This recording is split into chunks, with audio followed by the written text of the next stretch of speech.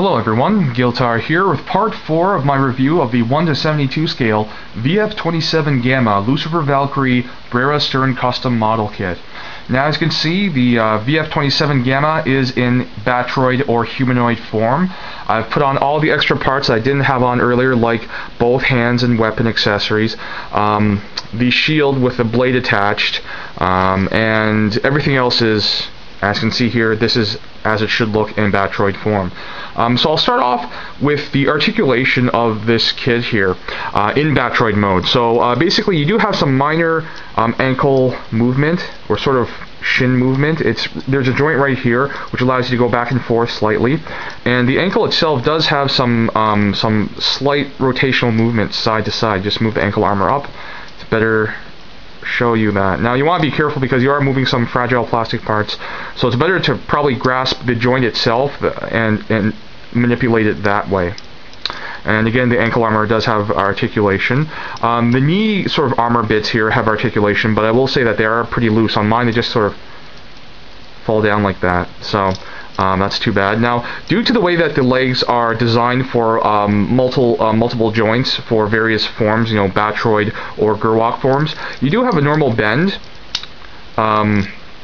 but if you extend it out further, you can actually get over a 90-degree bend if you extend the leg, but I'm not going to do that because, well, there's no real reason to do so.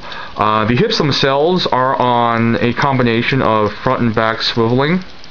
You can actually swivel up really far if you want to, but again, there's really no need to do that. And you can move it back a bit, but the problem is that these sort of fins, stabilizers on the cockpit section here get in the way, so you want to be careful when you are moving the legs there. The waist itself has no articulation because of the fact that the design of the Valkyrie and the way it transforms, there is no rotational or even bending movement at the waist. The shoulders themselves have normal sort of full rotational movement if you want. They don't go back and forth or up and down, but they do rotate at the shoulder. And they do rotate beneath the shoulder as well. You can bend the elbows to, I'll just take off the shield component, which just uses the adapter part, pegs into the forearm. The elbow bends to about 130 degrees or so, which is a pretty good bend. The wrists themselves are on ball joint connections, so they do have rotation and wiggling. And finally, the head, it's hard to see because it's so tall, the head itself can nod up and down and do a full rotation if you want. And so that really pretty much does it for articulation. I mean, the wings themselves, you can fold them, you know, move them back and forth if you want, and maybe, you know, extend them for sort of a winged appearance. So that's an option if you're not too picky on accuracy to the animation, which, you know, didn't show the Valkyrie do that at all. But, you know, it's your model kit and do with it as you please. So yeah, that pretty much does it for articulation. So it's a pretty good range of articulation. Not the greatest, but again, keep in mind that this has multiple purposes. You have to be a jet, you have to be sort of a half jet, half bird humanoid form, and you also have to be a humanoid. So it has a lot of demands put on it, and to be honest, if you keep that in mind, I think the articulation range is pretty impressive. Now, aside from the model, and it's something I mentioned in part 1, I talked about like something like the beam effect part for the beam gun pod, and I said I would show that in a few minutes. I actually forgot to do so, but it's not a big deal because it's better to show it off now. So again, I'll demonstrate you. Oh, great. This didn't break, just the peg here for the fin part just sort of came out of place. You can actually just snap it back in, but I won't.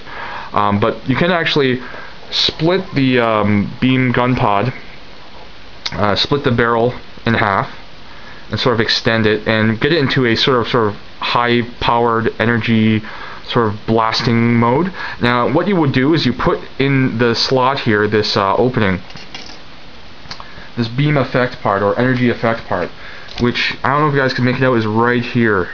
It's a strip of clear plastic with some sort of design or graphics, I think, printed on it. And the best way to describe it is that if you've seen the Master Grade High New Gundam, its fin funnel parts have those energy effect parts. This is basically what it is. You take this thin piece of plastic and slide it into the opening here. There are grooves that you actually insert it into. Now aside from that, while we're here, the model comes with 2 sheets of markings. There's either your standard marking seals, which are basically stickers, or water slide or wet transfer decals. And what you use these for is that you basically attach them or place them onto the model kit to get it to look more accurate to the animation model from the Macross Frontier anime.